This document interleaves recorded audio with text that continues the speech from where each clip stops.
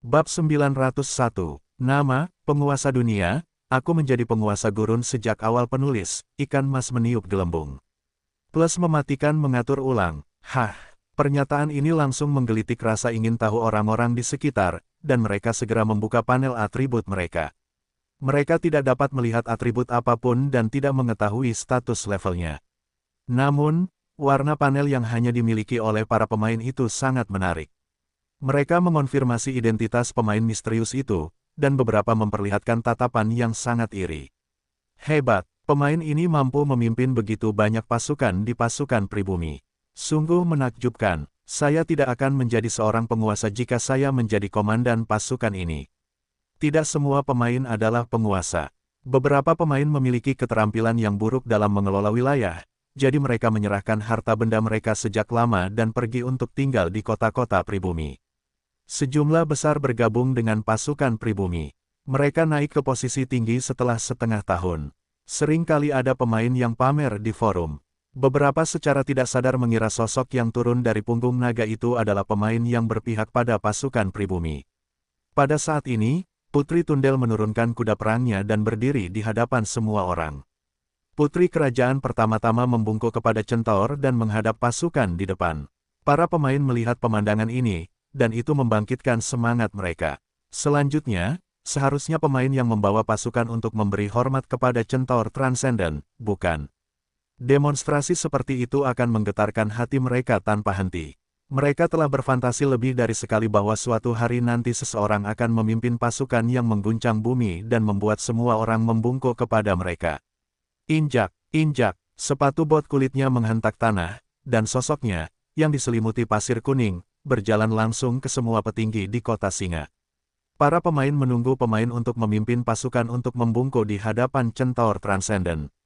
Centaur transenden yang ahli itu dengan hikmat membungkuk kepada pemain yang telah jatuh dari punggung naga.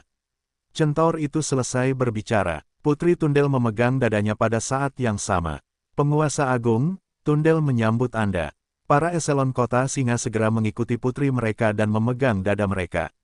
Selamat datang. Adegan yang tiba-tiba ini mengejutkan para pemain yang menunggu centaur itu untuk tunduk.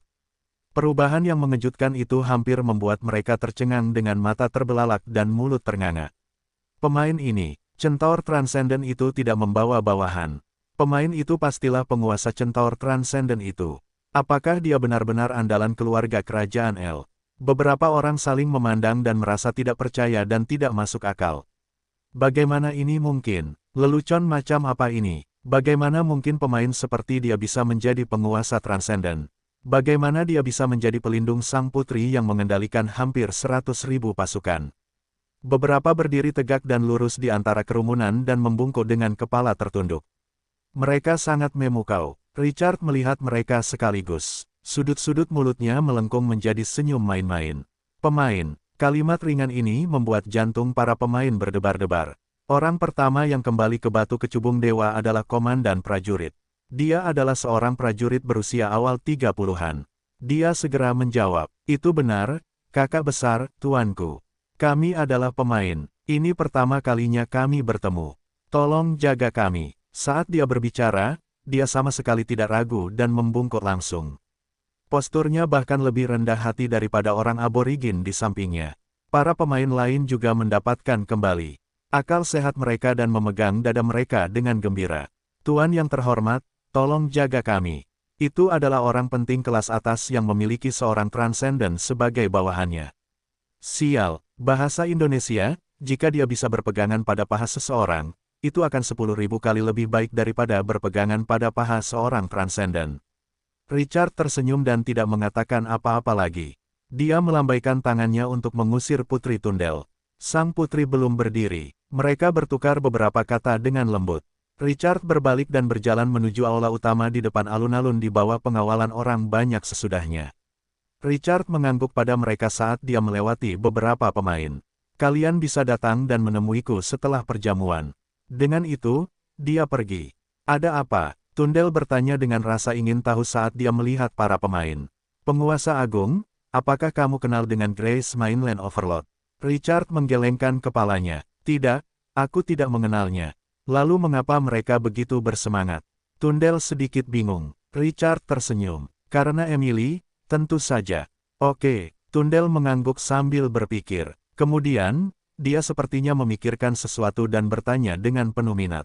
Penguasa Agung, kudengar bahwa para penguasa daratan Grace dapat berkomunikasi satu sama lain dari jarak ribuan mil di wilayah misterius yang dibangun oleh para dewa. Wilayah misterius. Richard tertawa. Ya, itu benar. Dia bahkan lebih bersemangat. Kudengar bahwa wilayah misterius itu memungkinkan perdagangan gratis dan dapat langsung memindahkan barang sejauh 10.000 mil.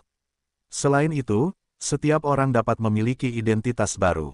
Apakah kamu juga memilikinya? Richard menatap anak yang penasaran itu dengan geli.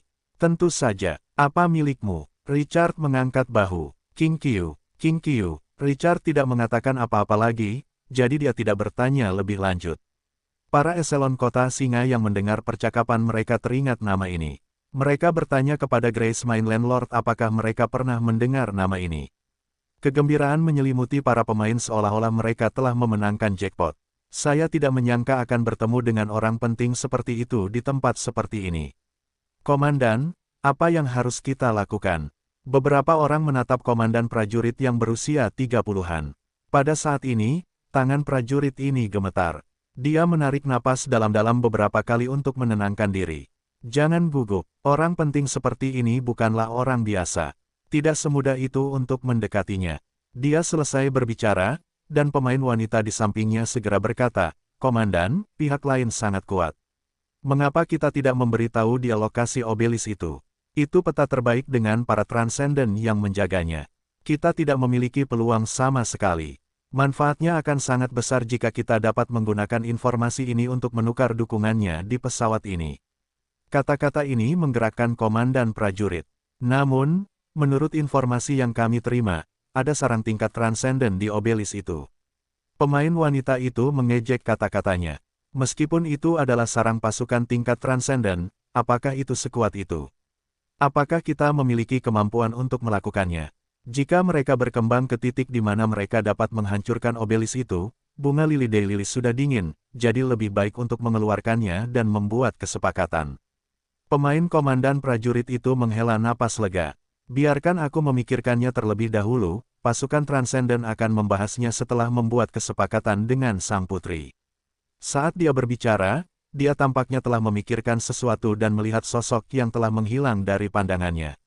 Sebagai pemain yang baru saja bergabung dengan keluarga kerajaan L tidak memiliki status dan kualifikasi tinggi untuk menghadiri perjamuan besar seperti itu.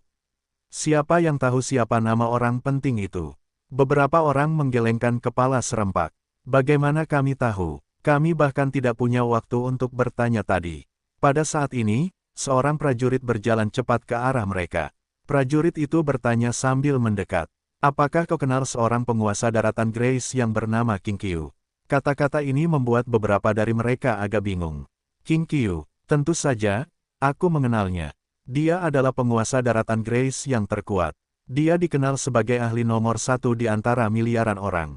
Mengapa kau menanyakan ini? Pada saat ini, ekspresi prajurit itu berubah drastis, dan keterkejutan yang hebat memenuhi wajahnya. Suaranya bergetar. Baru saja, Lord Kurtz memintaku untuk bertanya padamu, karena Lord Richard mengatakan dia ada di forummu, kan? Namanya King Qiu. Kata-kata ini seperti guntur yang menepuk kepala mereka. Mereka saling memandang dan melihat keterkejutan yang luar biasa di wajah masing-masing. King Qiu, orang hebat yang membuat para transenden tunduk adalah King Qiu. Hati mereka menerima kejutan yang berlebihan. Mereka berteriak serak setelah jantung pemain prajurit itu berdetak kencang beberapa kali. Segera, beritahu bos King Qiu lokasi obelis itu. Sekarang, cepat, itu paha emas murni, peta yang sangat luas, selebar 5 meter dan panjang lebih dari 10 meter, terhampar di atas meja panjang di tengah. Richard menatap peta pasukan seluruh kerajaan L dengan serius. Patung singa kecil menandai kota singa. Kota singa berada di sudut tenggara kerajaan L dan merupakan provinsi terakhir di selatan. Semua serangan musuh akan datang dari utara dan barat. Namun, kota singa berada di pusat provinsi. Mereka telah memindahkan pasukan kota kecil itu. Tidak ada kota lain yang berdiri di hadapan mereka untuk menghentikan musuh. Kota singa akan menghadapi pertempuran yang akan berakhir segera setelah dimulai. Siapapun yang memenangkan pertempuran ini dapat mengendalikan situasi di Kerajaan El. Richard harus meninggalkan Kerajaan El terlepas dari kemampuannya jika Adipati Darah Mengamuk menang.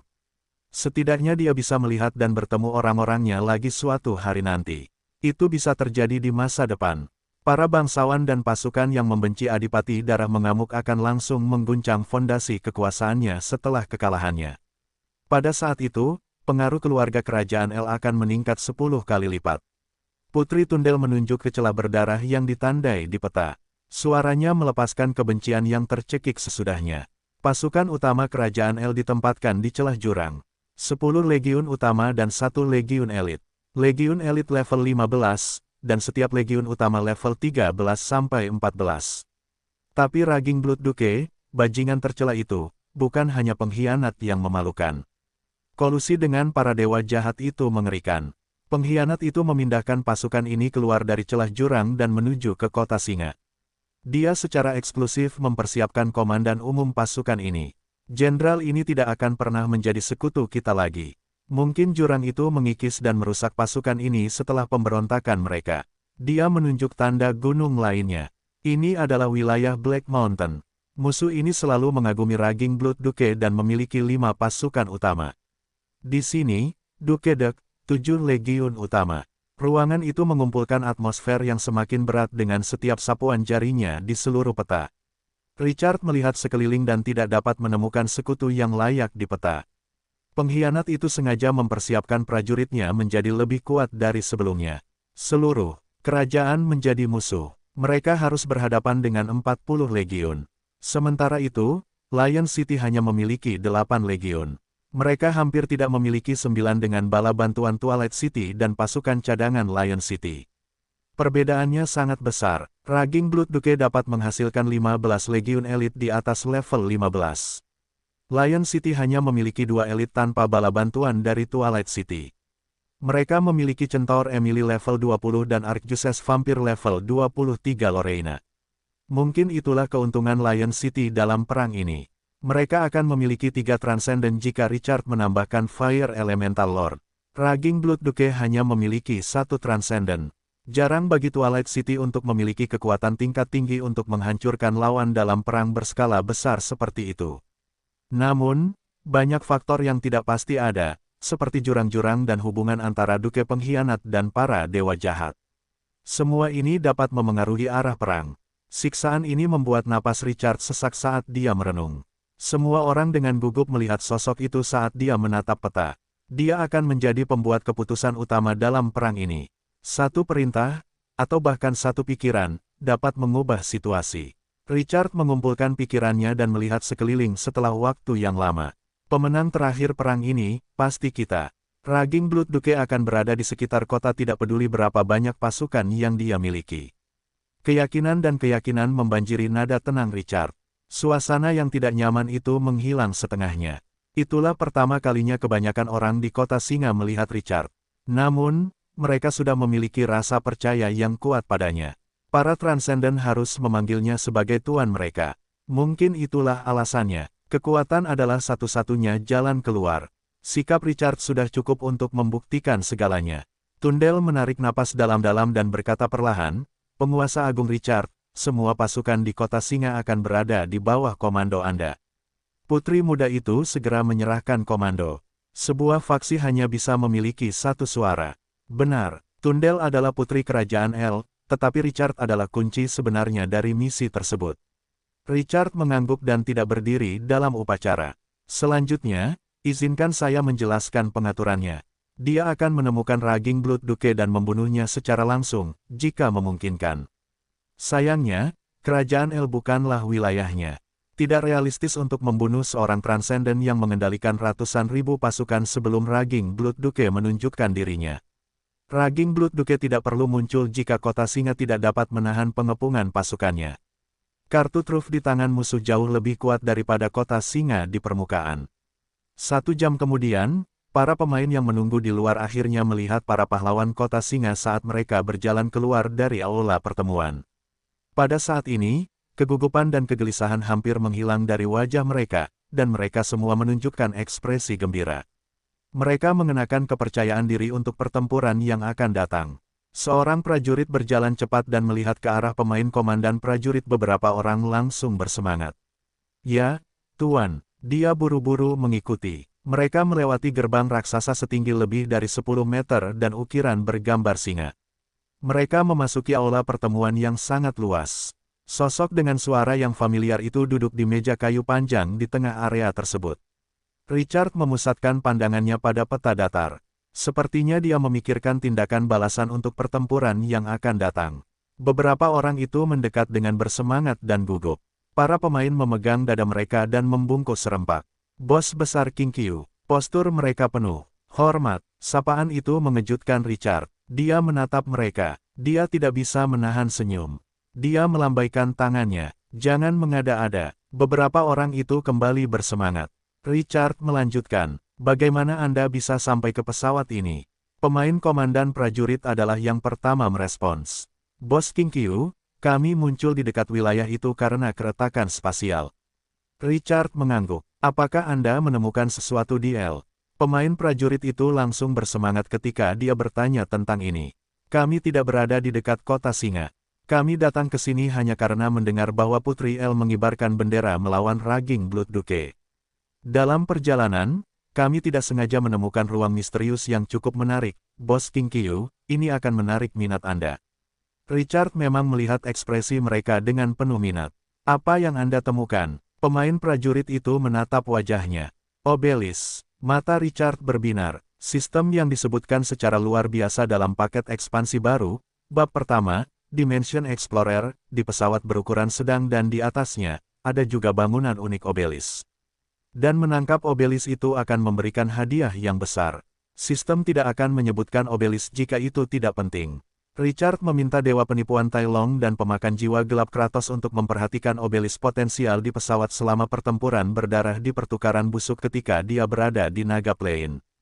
Namun, mereka tidak menemukan hal seperti itu dalam setengah bulan terakhir. Banyak pemain telah menemukan obelis di forum, tetapi sampai sekarang, tidak ada yang memulai untuk mengatakan apa yang bisa didapat jika seseorang menangkapnya. Sebaliknya, ia sering melihat pemain mengeluh tentang kekuatan penjaga obelis yang berlebihan. Apakah kau tahu di mana obelis L? Pemain prajurit itu berkata dengan suara yang dalam, kami tidak sengaja memasuki area itu, tetapi bawahan Raging Blood Duke menemukan kami. Itu akan membuat kami terjebak di sana selamanya jika kami tidak menggunakan random teleportation scroll. Itu juga salah satu alasan mengapa mereka bergabung dengan Kam Putri L. Lawan dari Duke pengkhianat itu bisa merekrut mereka untuk bergabung dalam pengembangan jika semuanya berjalan baik dengan pengetahuan mereka bahwa obelis itu adalah peta yang sangat berharga. Atau lawan bisa membungkam mereka jika mereka benar-benar tidak beruntung. Yang terakhir lebih mungkin, dilihat dari situasi saat itu. Para pemain tidak berani bertaruh pada sikap Duke darah mengamuk. Richard mengangguk. Bisakah kau memberitahuku detail obelis itu? Dia pasti punya beberapa ide sejak dia membicarakannya. Pemain prajurit itu melihat yang lain dan mengangguk. Kami datang ke sini untuk masalah ini. Dia berkata dengan ragu-ragu, namun, kami punya sesuatu untuk ditanyakan kepada Bos King Qiu. Richard tersenyum. Bicaralah. Serikat kami mengambil risiko besar dalam memasuki L. Saya harap Bos King Qiu bisa memberi kami beberapa petunjuk tentang cara bertahan hidup dengan aman. Richard mengangguk. Kondisi ini tidak salah. Saya akan mengatur agar Anda menjaga area yang aman. Anda dapat kembali ke aula pertemuan, dan saya akan mengirim Anda kembali jika kota singa mengecewakan Anda. Mereka menghela napas lega ketika mendengar jaminan Richard.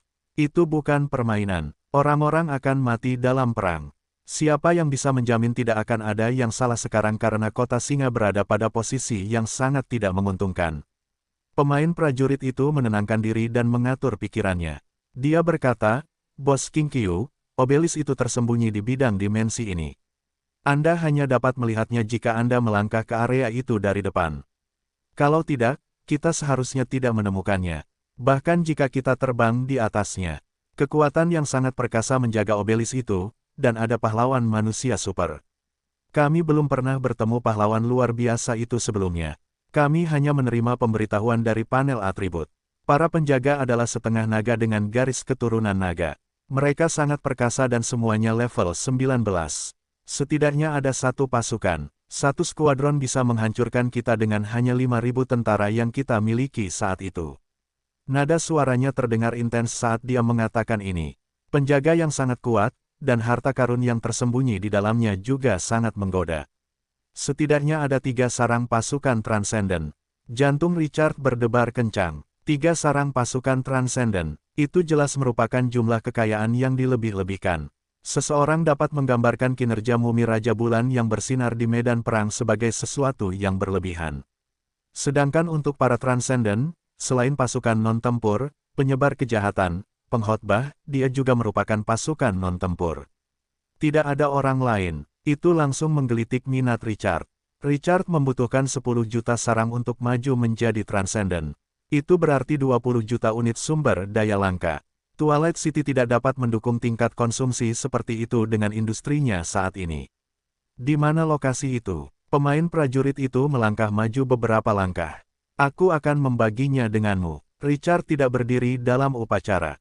Sesaat kemudian, lokasi baru muncul di peta sistem, ditandai dengan ikon berbentuk menara gelap. Apakah kamu punya informasi tambahan? Pemain prajurit itu berbicara dengan nada yang dalam. Kami juga telah menyelidiki kali ini. Raging Blood Duke mendapat dukungan dari guild tingkat atas. Selain itu, mereka mengarahkan pandangan mereka ke Obelisk. Richard berkata dengan ringan, guild tingkat atas. Itu benar, jika kamu pergi ke forum, kamu seharusnya sering mendengar nama ini. Guild Blazing Flame. Pemain prajurit itu terdengar hati-hati. Semua anggota guild ini percaya pada sekte Dewa Matahari dan memiliki kelompok pendeta dan perapal mantra yang kuat. Anggota resminya lebih dari 5.000, dan hampir setiap anggota adalah pemain penguasa dengan faksi yang kuat. Mereka juga berpartisipasi dalam perang terakhir antara para pemain dan penduduk asli Kekaisaran Orc. Musuh yang akan kita hadapi mungkin tidak sesederhana Raging Blood Duke jika mereka mengerahkan sekutu mereka lagi. Nada bicara pemain terdengar serius saat dia mengatakan ini. Bos King Qiu, kali ini, kita akan bertarung langsung dengan guild papan atas ini. Guild benar-benar menarik sebagai lawan. Guild dengan hanya 5.000 pemain tampak tidak berarti dibandingkan dengan puluhan miliar pemain. Seseorang dapat membuat guild dengan lebih dari 100.000 pemain dan permainan dengan hanya 3 hingga 5 juta di planet biru. Namun, ini adalah era cemerlang, bidang yang luas yang sulit dijelajahi orang. Mereka tersebar di area yang luas meskipun ada beberapa pemain. Selain itu, seseorang dapat memperoleh mantra teleportasi di beberapa kota besar, dan itu membutuhkan sumber daya yang melimpah. Transportasi antar pemain sangat ketat. Itu membentuk kekuatan yang telah tersebar di berbagai wilayah, kota, suku, dan kepercayaan. Selain itu, sebagian besar dari mereka telah bergabung dengan aborigin. Oleh karena itu, guild yang masih dapat mengumpulkan ribuan pemain bangsawan adalah kekuatan yang tidak dapat diremehkan setelah setengah tahun kekacauan. Pertarungan antara para pemain dan penduduk asli telah menjelaskan semuanya. Saya harap Anda dapat memberi saya beberapa kejutan, bukan? Richard mengumpulkan pikirannya dan melihat kembali peta di atas meja. Dia memfokuskan pandangannya pada area yang tidak mencolok. Tugu peringatan. Tekad Richard untuk menduduki kerajaan El meningkat sedikit setelah ia menemukan lokasi bangunan misterius yang disorot oleh sistem.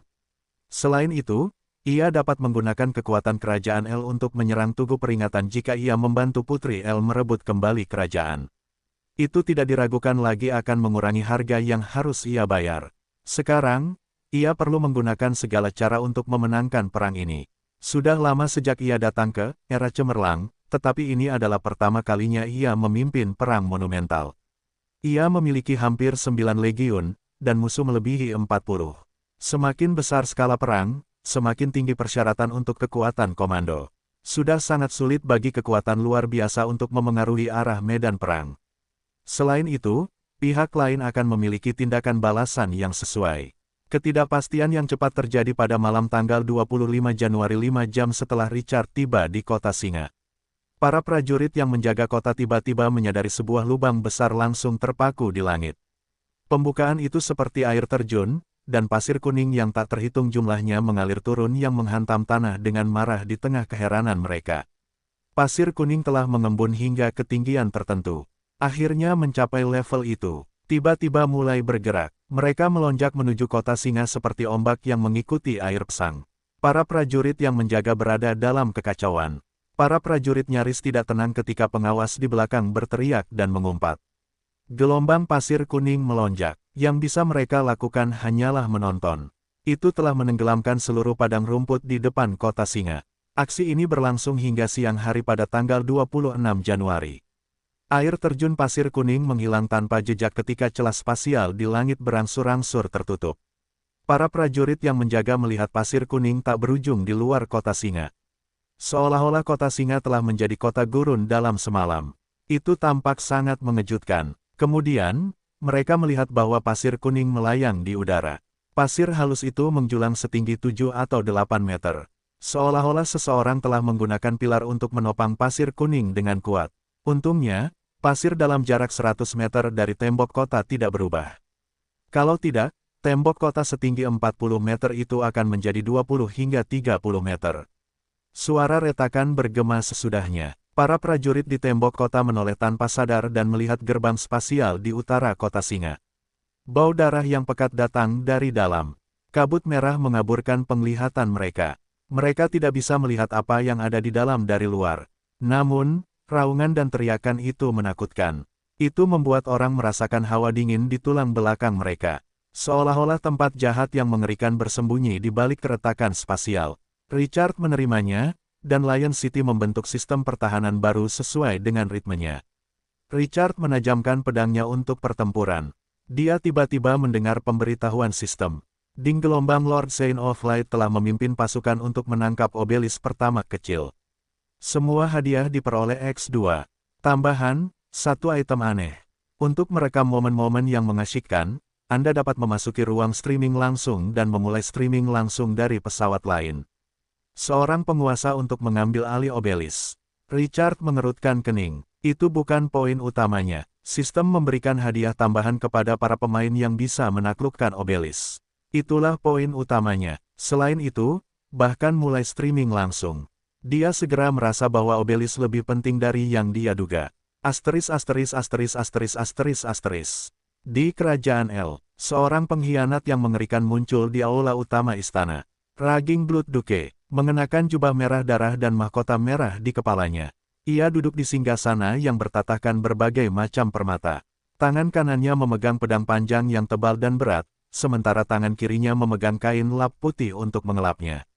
Pedang itu kaku dan tidak tajam, dan beberapa lubang besar dan kecil muncul di permukaannya. Namun, itu memancarkan aura yang ganas dan keras. Pedang itu akan bersinar lebih terang, dan rasa dinginnya akan semakin dalam setiap kali ia mengelapnya. Wajah persegi yang berwibawa itu dipenuhi dengan keseriusan yang tak terlukiskan seolah-olah ia sedang menyembah benda sucinya. Lebih dari 10 sosok dengan aura ganas yang sama diam-diam menyaksikan aksinya. Suara kain bergesekan dengan pedang terdengar di udara. Raging Blood Duke perlahan mengangkat kain putih di tangannya. Pelayan di sampingnya segera mendekat untuk mengambilnya dengan kedua tangan, lalu membungkuk dan pergi. Pedang putih bersih itu samar-samar memantulkan wajahnya.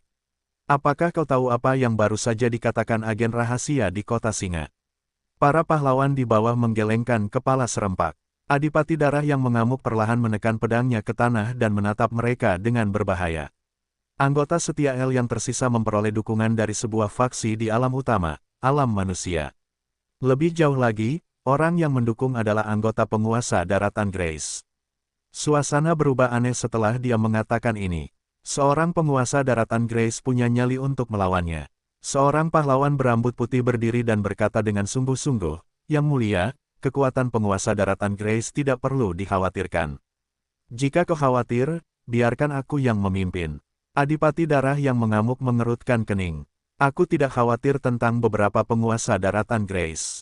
Sebaliknya, ada kekuatan yang lebih kuat di belakangnya. Sejauh yang aku tahu, kota Singa sudah memiliki centaur transenden sebagai bala bantuan.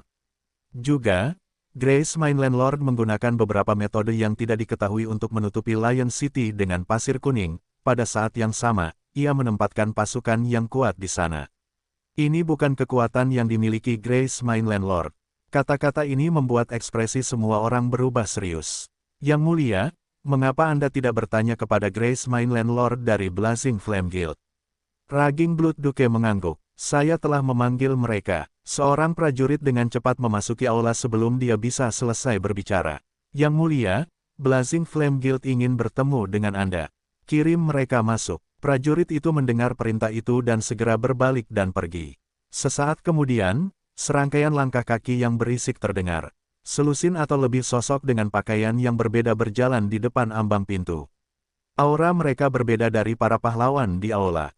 Mereka memasuki aula. Yang mulia Hermes, para anggota Blazing Flame Guild menyambut Anda. Raging Blood Duke melambaikan tangannya dan memberi isyarat agar mereka berdiri. Kemudian, dia menatap mereka dengan santai. Anda harus tahu betapa pentingnya perang ini bagi El. Saya ingin tahu berapa banyak pasukan yang telah disiapkan oleh Blazing Flame Guild untuk pertempuran ini. Pemimpinnya adalah seorang pria parubaya berusia 40-an. Ia mengenakan jubah pendeta berwarna merah menyala. Aura hangat mengalir di sekujur tubuhnya. Dahinya terdapat simbol api. Itu adalah simbol yang unik bagi para pendeta Dewa Api. Yang mulia, meskipun guild bukanlah kekuatan utama di medan perang, mereka telah menyiapkan 10 legiun untuk disumbangkan. Kami dapat mengirimkan 20 legiun lagi jika Anda masih membutuhkan lebih banyak. Blazing Flame Guild memiliki kebijakan yang sangat terpadu. Pemimpin, Guild dapat memobilisasi semua pasukan teritorial anggotanya dengan satu kata. Guild juga mengendalikan manajemen teritorial. Manfaat dari hal itu adalah Guild akan memiliki konsentrasi kekuatan yang tinggi, yang memungkinkan Blazing Flame Guild mengumpulkan pasukan besar selama kelemahannya. Kebijakan ini memungkinkan Guild berkembang dengan cepat menjadi salah satu Guild tingkat atas. Kata-kata ini membuat Raging Blood Duke menatap pendeta itu lagi. Seseorang tidak dapat bernegosiasi dengan orang-orang lemah di hadapannya. Dan organisasi Guild yang mengumpulkan banyak Grace Mainland Lord ini hampir tidak memenuhi syarat baginya untuk melihatnya lagi. Bagus sekali. Suruh pasukanmu berkumpul di ibu kota. Aku akan membuka portal dan mengangkut pasukan keluar kota singa. Biarkan para pemberontak ini merasakan keputusasaan. Pemain pendeta setengah baya itu mengangguk sedikit. Yang mulia, ini keputusan yang bijaksana. Raging Blood Duke mengangkat pedang berat itu lagi dan dengan hati-hati memeriksa setiap cacat. Kata-katanya tenang. Mata-mata yang kutempatkan di kota singa memberitahuku bahwa sisa-sisa keluarga kerajaan El bertemu dengan penguasa daratan Grace dari alam primer, tanah para manusia. Dan penguasa manusia ini memastikan aliansi dan dukungannya yang murah hati. Dia meniup bilah pedang itu dengan lembut sambil berbicara. Boom! Suara menusuk seperti pipa baja berongga yang saling bergesekan meledak. Semua orang mengerutkan kening dan panik. Aku perlu tahu kekuatan macam apa yang ada di balik pemain itu, bisakah kau mencari tahu? Pendeta setengah baya itu menahan rasa tidak nyamannya dan berkata dengan sungguh-sungguh, karena manusia ini memiliki kepercayaan diri untuk melawanmu, mereka pasti memiliki latar belakang tertentu. Persekutuan api yang membara memiliki sejumlah pengaruh di antara serikat-serikat teratas penguasa daratan Grace. Kau hanya perlu memberitahuku nama penguasa ini atau karakteristik pasukan yang sesuai, dan kita pasti akan mengetahuinya. Keyakinan menyelimuti nadanya. Adipati darah yang mengamuk mengangkat alisnya dan mengangguk pelan. Dia mengalihkan pandangan dari bilah pedang dan dengan tenang menatap pendeta itu. Kalian benar-benar percaya diri. Dia berhenti sejenak. Kemudian dia berkata perlahan, menurut mata-mata kita, golongan di alam fana itu telah membawa centaur transenden yang menjaga tempat itu. Orang yang mengendalikan kekuatan itu bukanlah centaur transenden itu, tetapi Grace Mainland Lord. Itulah bagian yang paling menarik. Di hadapan semua orang, sang transenden memanggil Grace Mainland Lord ini, Lord. Sebuah batu menimbulkan ribuan riak. Sekitar selusin anggota Blazing Flame Guild membelalakkan mata mereka dan menatap Raging Blood Duke dengan tak percaya. Para transenden menyebut pemain sebagai Lord. Apakah ini lelucon? Yang mulia, apakah berita ini benar? Pemain pendeta setengah baya itu tanpa sadar menambahkan setelah dia bertanya. Kami tidak meragukan Anda, tetapi informasinya. Hanya saja berita ini tidak dapat dipercaya. Level rata-rata Grace Mainland Lord berada di sekitar level 10-13. Hanya yang paling elit yang dapat melewati ambang level 15. Hampir mustahil untuk merekrut Transcendent sebagai bawahan. Kegembiraan dan kesedihan memenuhi wajah Raging Blood Duke, dia adalah mata-mata terakhir yang aku tempatkan di kota ini. Dia tidak akan mengekspos dirinya sendiri jika bukan karena informasi konkret. Nada suaranya tiba-tiba berubah dingin. Aku tahu bahwa seorang penguasa daratan Grace tidak dapat memperbudak para Transcendent. Itu sebabnya aku menyimpulkan pasti ada kekuatan yang kuat di belakangnya. Seorang bawahan hanya dapat memerintah bawahan yang kuat dengan bergabung dengan faksi yang lebih kuat. Keluarga, kerajaan adalah contoh klasik dari konsep makna sejati.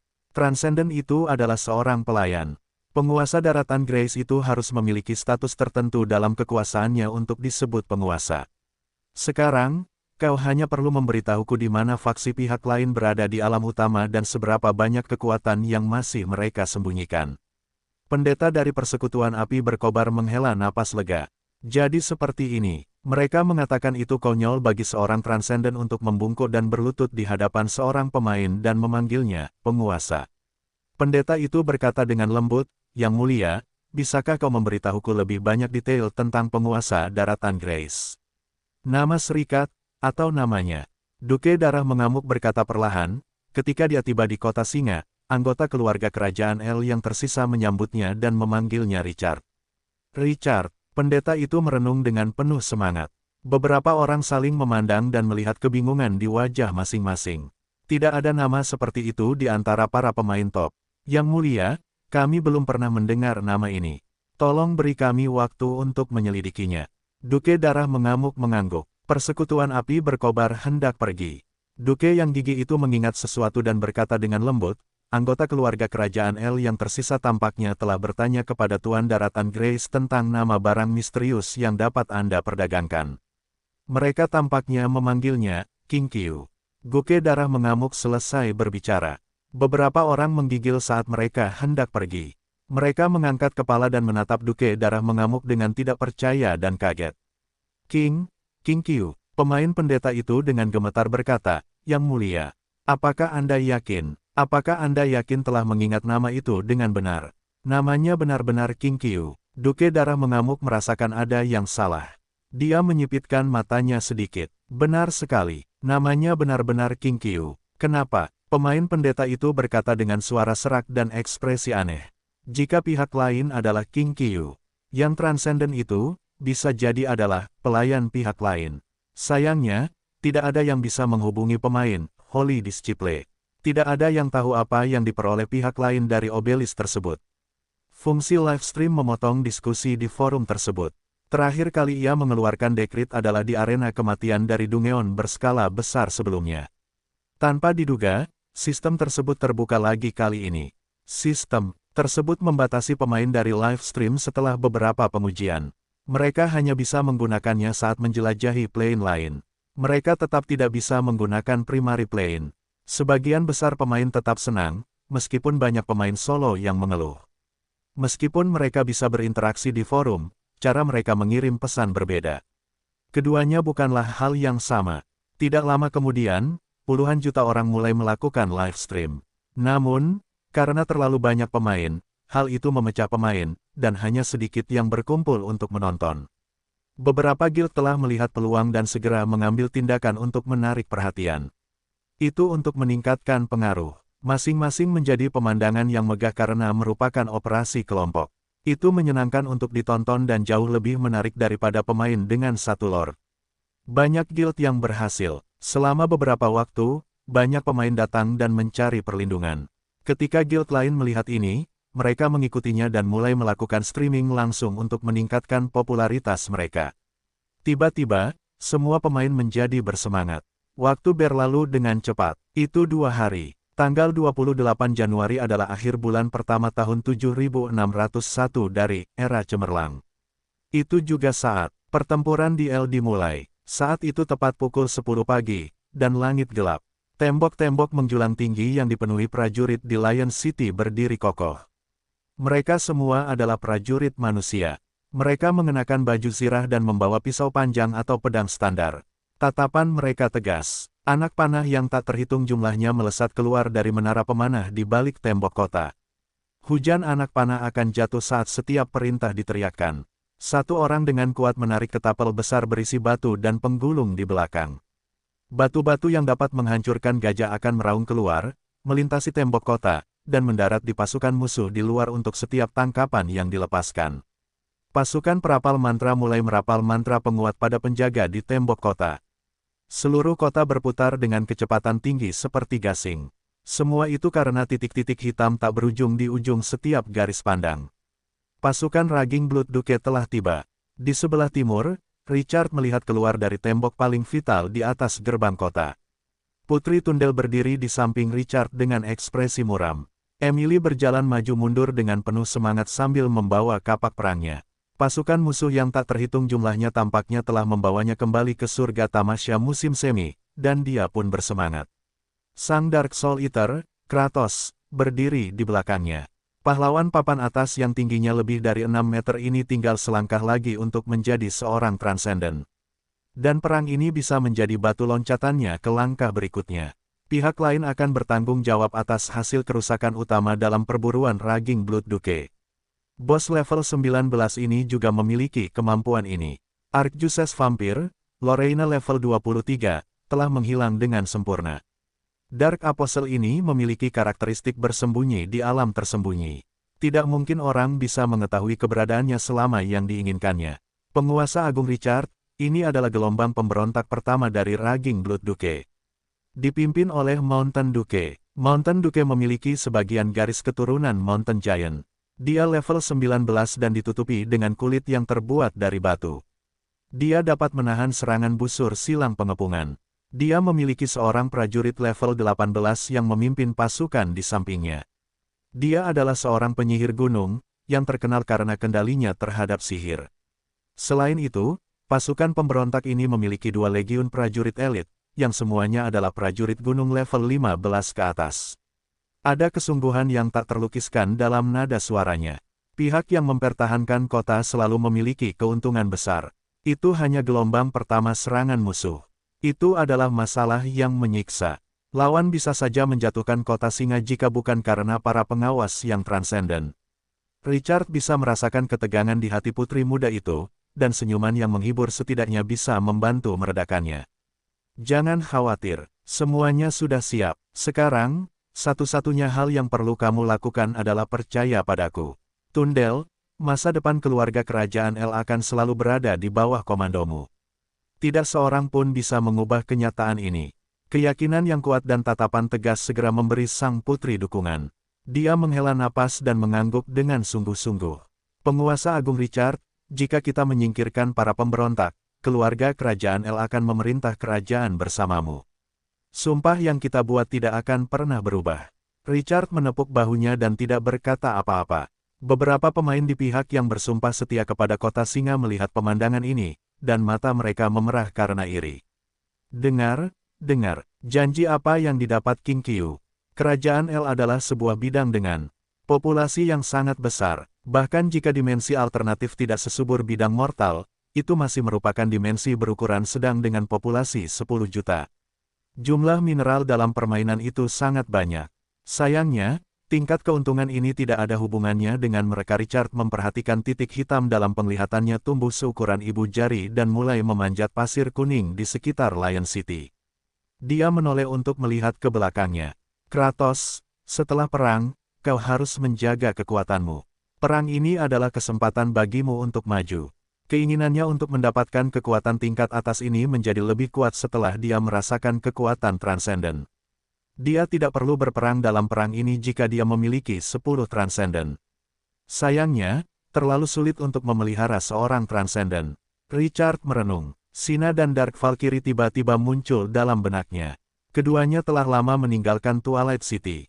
Dia bisa saja merencanakan mereka untuk menjadi transenden setelah beberapa pertempuran jika mereka tetap di sisinya. Tuan, perang tidak akan melemahkan kekuatanku. Itu hanya akan membuatku lebih kuat. Suara rendah Kratos terdengar. Seseorang tidak bisa begitu saja membunuh bos ini dan menguras staminanya sebagai pemakan jiwa yang lahir dari semangat heroik menara kelahiran kembali. Ia bisa terus-menerus mendapatkan kekuatan selama ia berdiri di tanah. Tidak lama setelah percakapan sederhana itu, tatapan semua orang berubah serius. Pasukan musuh menekan ke dalam tembok. Para pemain di tembok kota bernapas dengan berat. Mereka melihat musuh menyerbu ke arah mereka seperti air pasang. Dampak dari pasukan 10.000 yang menekan sebuah kota bahkan membuat seorang veteran menjadi tegang. Komandan, apakah menurutmu kita bisa mempertahankan benteng? Pemain prajurit berusia awal 30-an mendengar pertanyaan rekannya dan melihat pasukan yang mendekat. Dia menghela napas lega, tidak seorang pun bisa menilai situasinya, tapi bagaimanapun, ini adalah faksi yang dipilih Bos King Qiu. Apa yang kita takutkan? Pemain nomor 1 berani membuat taruhan kolosal seperti itu. Kata-kata ini membuat yang lain tanpa sadar melihat sosok yang berdiri di depan benteng tidak jauh dari sana. Mereka dengan tenang memperhatikan musuh yang mendekat. Mereka langsung bersemangat. Ketegangan tinggi telah berlalu. Pasukan di depan akhirnya mencapai 200 meter dari kota singa. Sua, bendera pasukan bersulam gunung berkibar dengan ganas. Detik berikutnya, pasukan di belakang mereka perlahan berhenti. Kedua belah pihak saling menatap. Suasana tiba-tiba menjadi 10 kali lebih menindas. Para pemain melihat pemandangan ini, dan jantung mereka berdebar kencang. Perang seperti ini dengan ratusan ribu orang terlalu menakutkan. Kakiku agak lemah. Apa yang harus kita lakukan? Haruskah kita mundur ke tembok barat terlebih dahulu? Pasukan kita masih di sini. Tanpa perlindungan pasukan, aku khawatir. Pemain perempuan itu melihat bahwa kedua belah pihak terdiam untuk sementara, dan hatinya tergerak. Dia menatap komandannya, pemain prajurit, dengan tatapan membara. Komandan, mengapa kita tidak memulai siaran langsung juga? Ini adalah kesempatan untuk mendapatkan ketenaran. Untuk berdiri di tembok kota yang sama dengan King Qiu dan bertahan melawan musuh bersama-sama. Itu akan menyebabkan banyak orang berseru kagum jika dirilis. Ini King Qiu. Godaan merayap mendekati pemain prajurit itu. Pikirannya berputar. Dia akhirnya menggelengkan kepalanya. Jangan, meskipun kamu tidak dapat menggunakan pesan pribadi untuk mengirim pesan di ruang bawah tanah contoh, namun, tidak dapat dihindari bagi orang luar untuk memiliki beberapa cara untuk saling memberitahu. Persekutuan api yang membara, dapat membocorkan pengaturan pertahanan kita kepada adipati darah yang mengamuk. Itu akan menjadi bodoh. Beberapa orang kecewa ketika mereka mendengar ini, tetapi mereka tidak mengatakan apa-apa. Pada saat ini, pemain perempuan itu berkata dengan ekspresi aneh.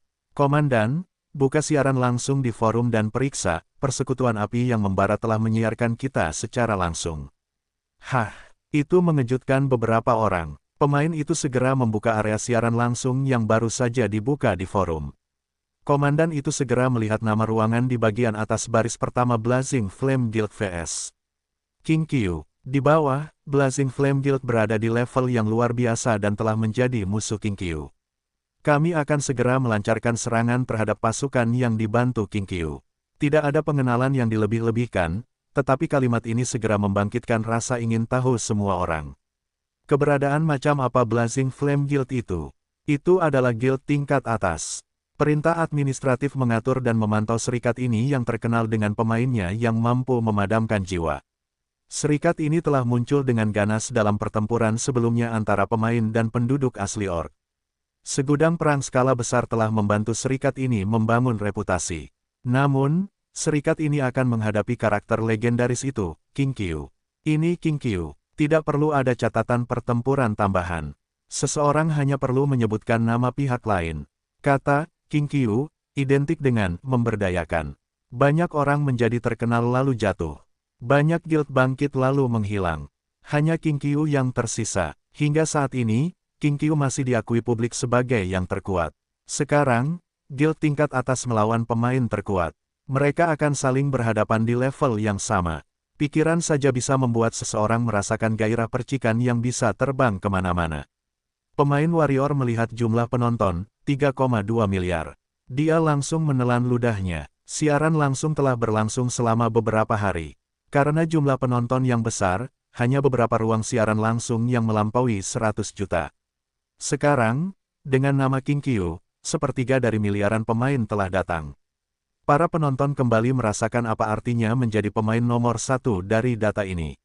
Tidak ada yang bisa dibandingkan dengan pengaruhnya. Mereka secara tidak sadar mengabaikan Blazing Flame Guild. Itu sudah luar biasa jika melampaui 100 juta. Itu bukan karena guild yang lebih kuat dari Blazing Flame Guild gagal menonton siaran langsung. Dia memasuki ruang siaran langsung pada saat ini, seorang pemain mengoceh tentang perang. Apakah semua orang melihat itu? Itu adalah kota singa. King Qiu adalah pendukung terbesar kota singa. Sekarang, pasukan Adipati Darah Mengamuk akan melancarkan serangan dan melenyapkan sisa-sisa dinasti sebelumnya. Saya melihat seseorang bertanya kepada saya bagaimana King Qiu dapat mendukung kota yang megah. Saya hanya bisa berkata, saudaraku, ada banyak hal yang tidak kamu ketahui. Jika saya bukan pemain inti dari persekutuan api yang membara, saya tidak akan percaya bahwa King Qiu memiliki kekuatan yang begitu mengerikan. Adapun seberapa kuat pihak lain, saya akan memberitahu kamu setelah perang dimulai dan kamu telah melihatnya dengan mata kepala sendiri. Namun, kita adalah satu-satunya pemenang perang ini, tidak peduli seberapa kuat King Qiu. Karena kita adalah persekutuan api yang membara, serikat teratas.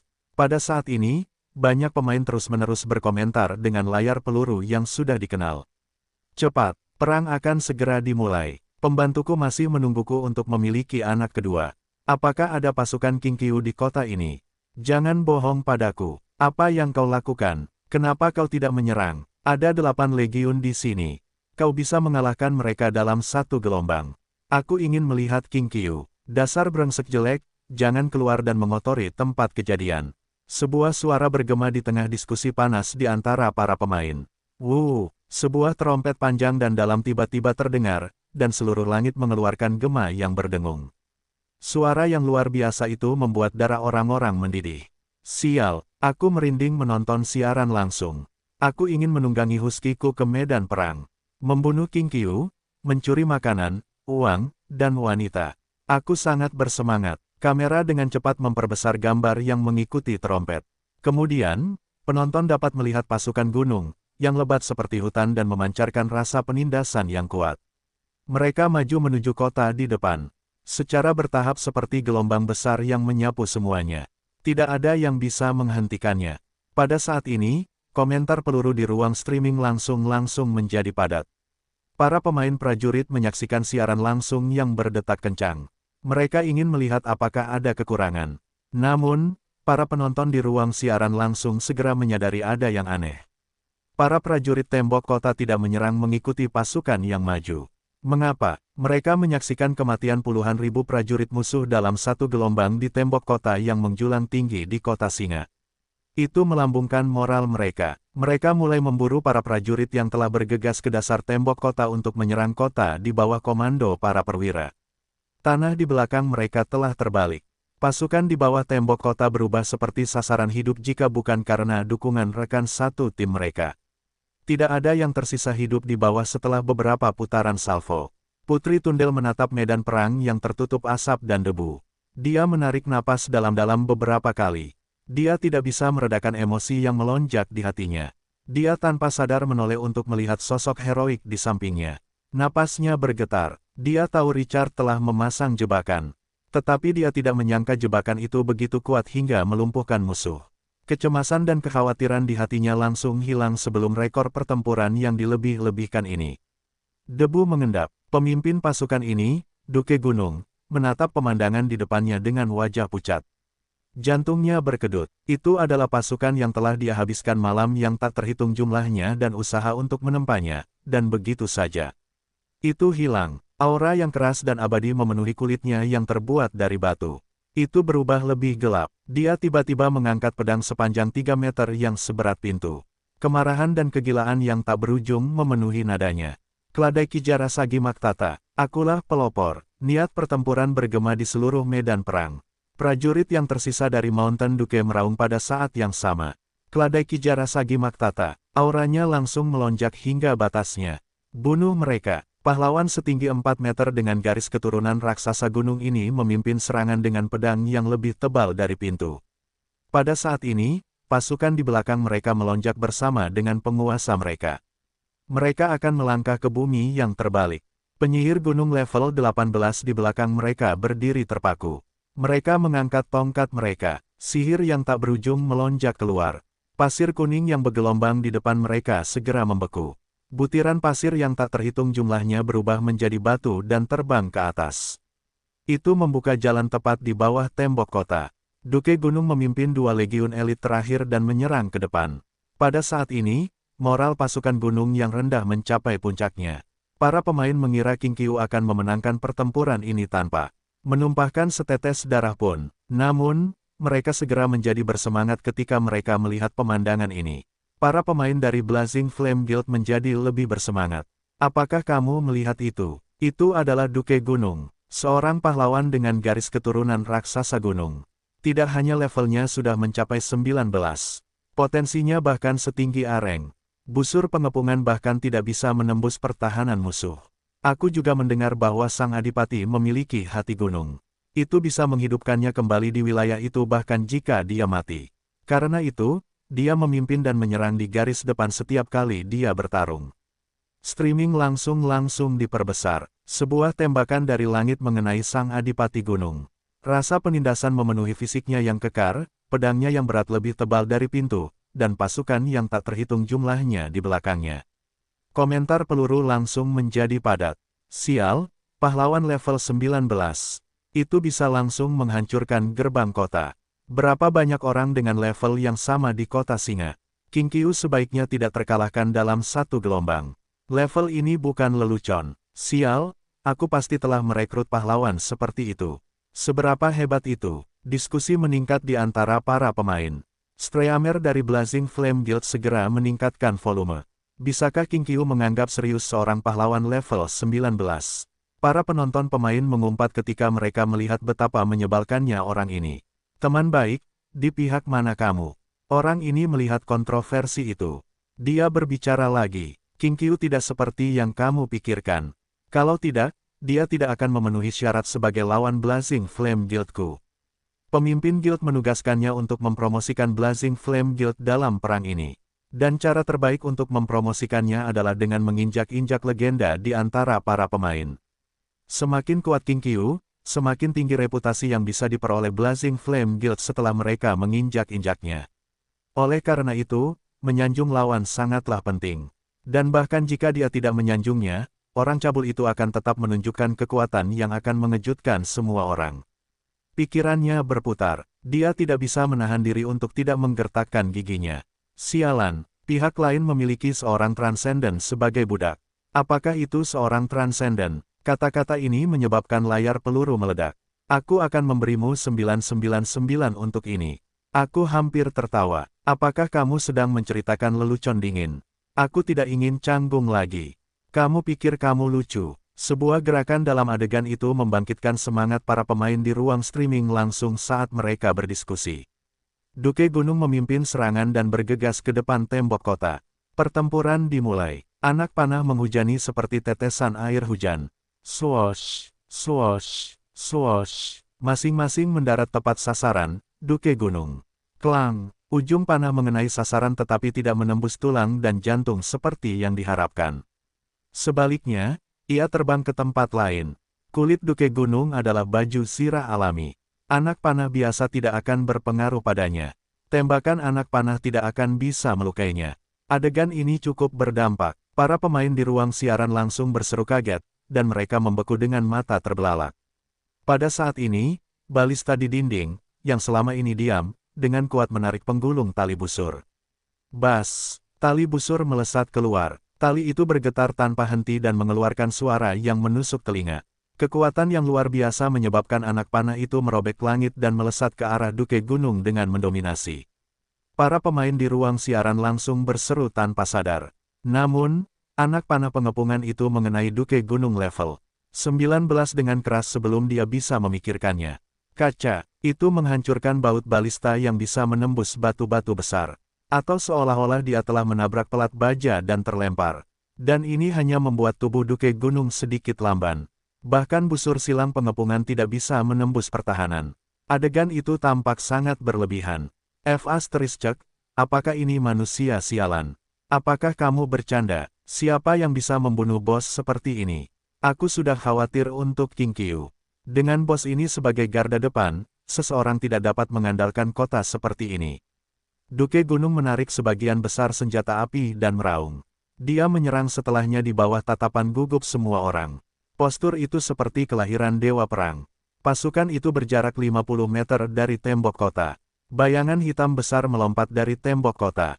Bang! Dampak mengerikan itu menyebabkan tanah bergetar. Kamera streaming langsung beralih ke sisi lain pada waktu yang tepat. Itu adalah monster yang menakutkan dengan duri ganas di punggungnya, kepala kecil, dan tubuh setinggi 6 meter. Melihatnya saja bisa membuat seseorang merasa seperti akan melahap jiwa. Monster macam apa ini? Bos kota singa, Streamer dari Blazing Flame Guild, katakan sesuatu. Streamer dari Blazing Flame Guild hendak berbicara.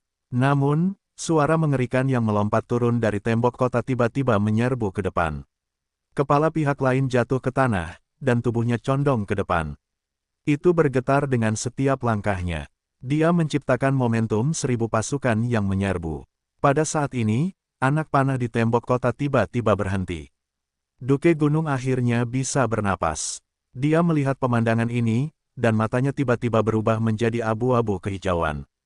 Tingginya yang 4 meter telah tumbuh menjadi 6 meter. Itu adalah keterampilan Bloodline. Aura di tubuhnya melonjak beberapa kali. Bunuh mereka. Dia meraung marah dan menyerang maju dengan pedang berat yang lebih tebal dari pintu. Kedua belah pihak bergerak maju ke arah satu sama lain. Mereka berjuang dengan beberapa napas. Kedua makhluk raksasa itu bertabrakan dengan ledakan keras. Gelombang udara yang mengerikan meledak dari tabrakan antara keduanya. Badai meniup pasir kuning di sekitarnya. Itu mengangkat debu di langit. Pedang berat Duke Gunung dan kapak perang monster yang mengerikan itu saling bersilangan. Tubuhnya menekan senjata itu dan bertabrakan dengan pihak lain karena kekuatannya yang sangat besar. Senjata-senjata itu terjepit seperti sayuran dalam Roujiamo. Pemandangan itu tampak aneh. Kedua belah pihak bersentuhan tetapi dengan cepat terpisah satu sama lain. Dia tiba-tiba berbalik dan menghindar. Dia mengacungkan senjatanya untuk menyerang. Dentang, dentang, energi yang tersebar akan meledak dalam gelombang dengan setiap tabrakan. Itu menyebabkan pasir kuning di sekitarnya terbang ke segala arah. Pasukan di sekitarnya tidak berani mendekati medan perang. Mereka hanya akan mati jika mereka melakukannya. Tidak ada yang bisa menahan tabrakan dua petarung level 19. Keduanya bertarung sampai gila. Kratos sangat berharap. Bos itu merasa sangat nyaman. Sudah lama sekali tidak ada yang berani melawannya secara langsung. Medan perang tiba-tiba berubah dari pengepungan menjadi pertempuran antara dua pahlawan. Para pemain di ruang streaming langsung menyaksikan dengan darah mendidih. Pertempuran itu berlangsung kurang dari 3 menit. Namun, rasanya seperti pertempuran selama 10 tahun. Itu adalah bentrokan kekuatan murni. Itu memancarkan rasa keindahan yang kuat. Semua pemain mengira keduanya sepadan dan kedua belah pihak akan menderita kerugian besar atau mundur. Kratos menahan kapak perang dan menyerang Duke Gunung dengan tangan kosong. Duke Gunung mengayunkan pedangnya yang berat, dan dengan suara mendesing, pedang itu menebas bahu Kratos, memotong bahunya dengan kejam. Seolah-olah dia bisa memotong Kratos menjadi dua jika dia menggunakan lebih banyak kekuatan. Namun sedetik kemudian, Kratos tidak memberinya kesempatan. Dia meraih tubuhnya dengan kedua tangan dan berlutut. Bang! Kekuatan yang mengerikan meledak dan langsung bertabrakan dengan perut pihak lain. Kekuatan dahsyat itu menyebabkan bekas lutut menonjol dari punggung sang adipati. Dan itu membuat tubuhnya bengkok seperti udang. Rasa sakit yang mengerikan dari perutnya membuat sang adipati gunung tanpa sadar kehilangan pedang berat di tangannya. Bang! Dia dengan cepat menarik lututnya dan menggunakannya lagi. Puci! Sang adipati gunung memuntahkan seteguk darah yang bercampur dengan potongan-potongan organ dalamnya. Kepala kecil Kratos mengeluarkan raungan marah di bawah rasa sakit yang hebat. Ia mencengkeram kepala Mountain Duke dan menekannya ke belakang. Kekuatan yang kuat menyebabkan ketidakseimbangan sang Duke jatuh ke belakang. Bang! Kepala itu menghantam tanah. Sihir mengembun dan meledakkan bebatuan. Namun, kekuatan pertahanan Kratos yang mengerikan tidak menyebabkan banyak kerusakan pada Mountain Duke. Tubuhnya bergoyang, dan ia berjuang untuk bangkit. Kratos mengangkat kakinya dan menghancurkan kepala Mountain Duke. Bang! Petik 1. Bang! Ia membuat lebih dari 10 tendangan berturut-turut. Kekerasan akan mengintensifkan pemandangan setiap kali tanah bergetar. Tubuh Mountain Duke berkedut dan berjuang dengan panik, tetapi ia masih hidup. Kratos merasakan ini. Ia tiba-tiba membungkuk dan menarik tubuh Mountain Duke dari tanah. Ia melihat kesempatan, menekan kepalanya dengan keras, dan melemparkannya ke langit. Pada saat ini, tangannya yang lain mengeluarkan kapak perang yang masih tertanam di tubuhnya. Kaca, hanya ada suara batu yang hancur. Tapi tidak ada setetes darah pun yang terlihat. Tubuh Duke Gunung kehilangan kekuatannya setelah terbang lebih dari 10 meter, dan dia jatuh. Kratos memegang kapak perang dengan kedua tangan. Dia membunuhnya dan pergi. Puci, darah berceceran di mana-mana. Kedua bagian tubuhnya jatuh ke tanah. Bau darah yang pekat menyerang lubang hidung Kratos. Para pemain di ruang streaming langsung merasakan dampak mengerikan dari adegan pembantaian yang dilebih-lebihkan ini. Duke Gunung level 19 itu, begitu saja. Hanya itu saja, monster mengerikan yang memegang kapak perang itu benar-benar sekuat ini. Membunuh pahlawan peringkat A level 19 dalam 3 menit. Pada saat ini, para pemain dari Blazing Flame Guild berkata dengan nada yang rumit. Pahlawan yang membunuh Duke Gunung ini, apakah bawahan King Qiu? Kata-kata ini membuat para pemain merasa tidak nyaman. Apakah kamu bercanda? Bagaimana mungkin seseorang bisa dengan cepat menaklukkan pahlawan setingkat ini? Bukankah monster itu penjaga kota singa? Bagaimana mungkin dia pahlawan King Qiu? Tidak mungkin. King Qiu tidak mungkin memiliki pahlawan seperti itu, tidak peduli seberapa kuat dia. Aku tidak percaya, kalian pasti bercanda, kan? Ekspresi ketidakpercayaan terus berlanjut. Dampak dari adegan ini sangat besar. Kata-kata dari Blazing Flame Guild membuat semua orang merasa itu tidak masuk akal dan palsu.